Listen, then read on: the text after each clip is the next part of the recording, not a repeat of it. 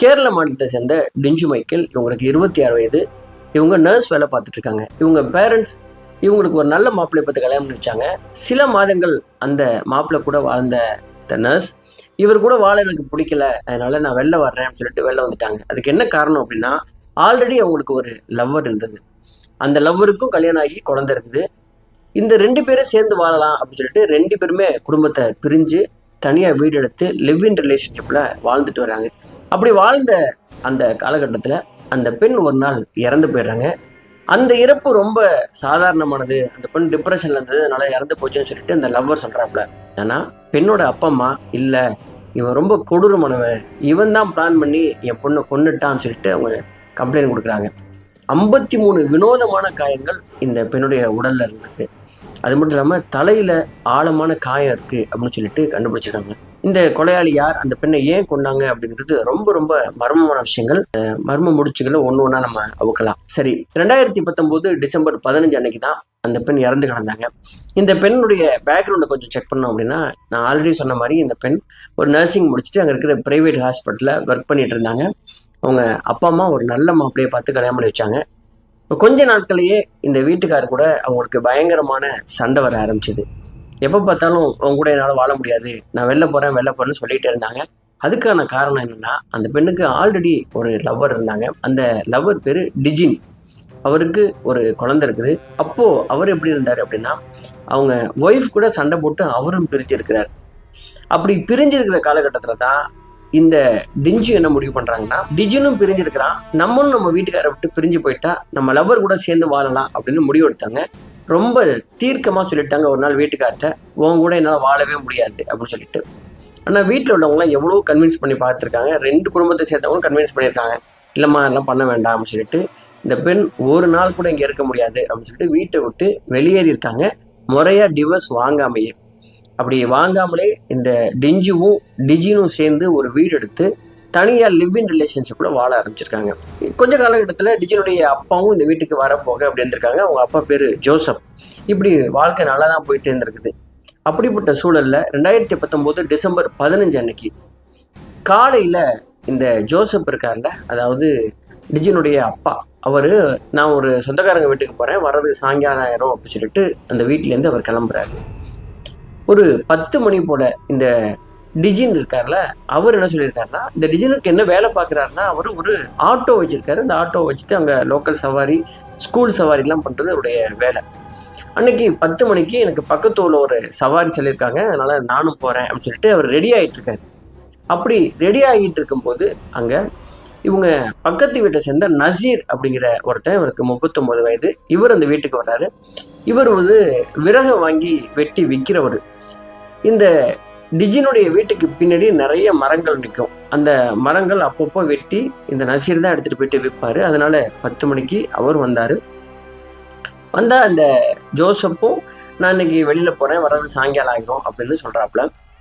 டிஜினும் சொல்றாரு, நானும் இன்னைக்கு வெளியில போறேன் ஒரு சவாரிக்கு, அதனால வீட்டுல டிஞ்சு மட்டும் தான் இருக்கா, உங்களுக்கு ஹெல்ப் பண்ணுறதுக்கு ஆள் இருக்காது, அதனால நாளைக்கு வெட்டிக்கலாம் அப்படின்னு சொல்லிட்டு நீங்கள் போங்கன்னு சொல்லிட்டு அனுப்பிச்சிட்றாங்க.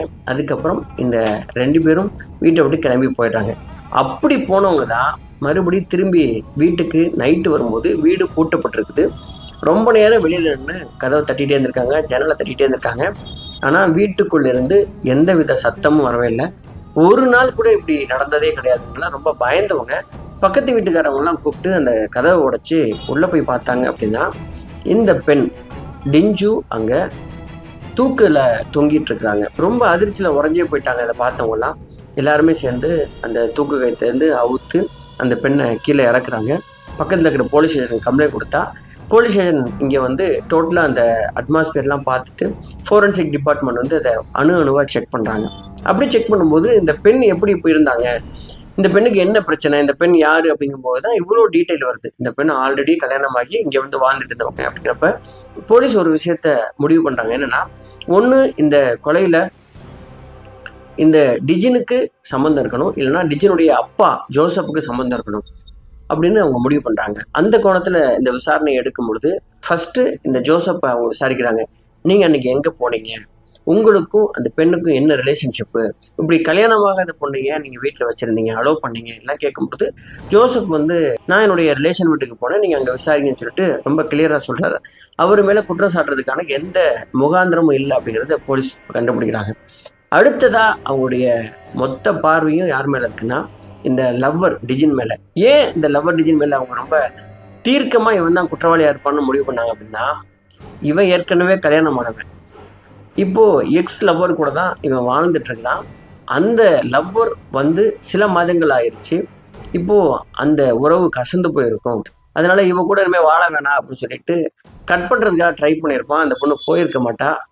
அந்த டென்ஷனில் இந்த பொண்ணை அடித்து கொன்று அவனே சூசைட்னு சொல்லிட்டு இதை மாத்திட்டான் அப்படின்னு போலீஸ் இதை கண்டுபிடிச்சாங்க. இந்த உண்மையை அவன் வாயிலிருந்து வர வைக்கணும் அப்படிங்கிறதுக்காக அவனை கூப்பிட்டு என்கொயரியை ஸ்டார்ட் பண்ணாங்க. ஆனால் அவன் சொன்னான், இல்லை அன்னைக்கு நான் காலையில் 10 மணிக்கு சவாரிக்காக போயிட்டேன், ஈவினிங் தான் வந்தேன், இந்த டிஞ்சு தூக்கில் தொங்கிட்டு இருந்தா அப்படின்னு மறுபடியும் அதே விஷயத்த சொல்கிறான். போலீஸ் ஸ்டேஷனில் இருக்கிற அத்தனை போலீஸ் அதிகாரிகளும் தனித்தனியாக அவனை கூப்பிட்டு என்கொயரி பண்ணுறாங்க, அடித்து பார்க்குறாங்க. இவன் மறுபடியும் அதே தான் சொல்கிறான். சில பேர் அவனை அழைச்சி போயிட்டு நிறைய சரக்கு வாங்கி கொடுக்குறாங்க, எப்படியாவது போதையில் உண்மையை உளறிடுவான் அப்படின்னு. அப்பவும் அவன் சொன்ன அதே விஷயத்த தான் சொல்லிகிட்டே இருக்கான், நான் பண்ணலை அப்படின்னு.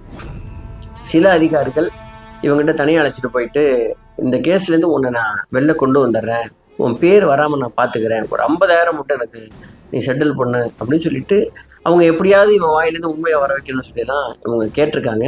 ஆனால் என்ன சொன்னாலும் இந்த டிஜின் நான் பண்ணவே இல்லை, நான் ஏன் உனக்கு பணம் கொடுக்கணும், நான் அவளை கொல்லவே இல்லைன்னு சொல்லிட்டு மறுபடியும் ரொம்ப அழுத்தமாக அவன் சொல்லிக்கிட்டே இருக்கான். இதனால இந்த கேஸ் அடுத்த கட்டத்துக்கு நகராமல் இருக்குது.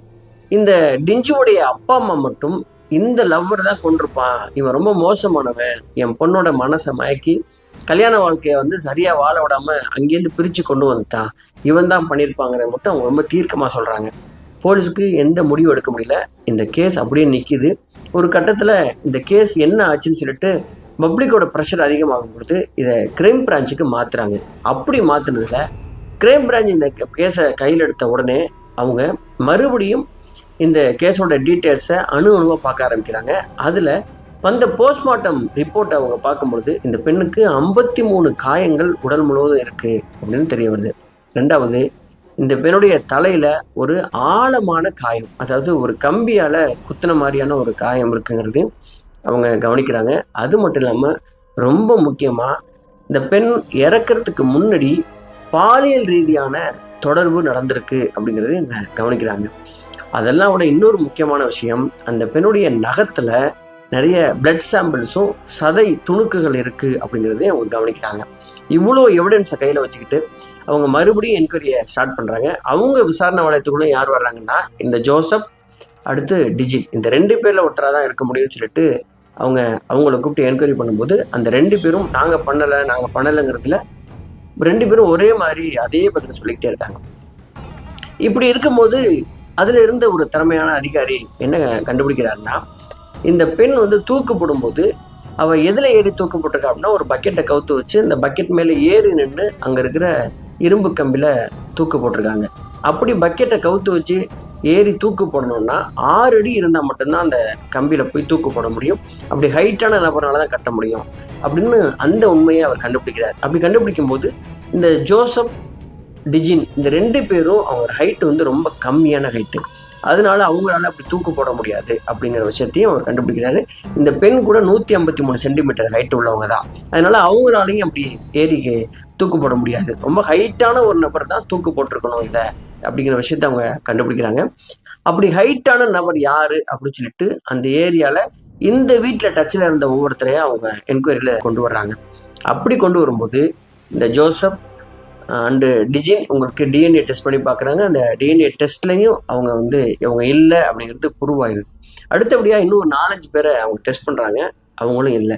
கடைசியாக அவங்க டெஸ்ட் பண்ண வேண்டிய நபர் இறந்து போன அன்னைக்கு காலையில் மரம் வெட்டுறதுக்காக வந்த நசீர், இவனுக்கு 39 வயசுன்னு சொன்னேன் இல்லையா, அந்த நசீரை கூப்பிட்டு உன்னை டெஸ்ட் பண்ணணும் அப்படிங்கிறப்ப அவன் வந்து கதறி அழ ஆரம்பிக்கிறான். என்னென்னா, எனக்கு பிளட்டுனாவே மயக்கம் வந்துடும், ரொம்ப பயப்படுவேன், நான் போய் பண்ணுவேனாங்க அப்படின்னு சொல்லிட்டு அவன் அழறான்.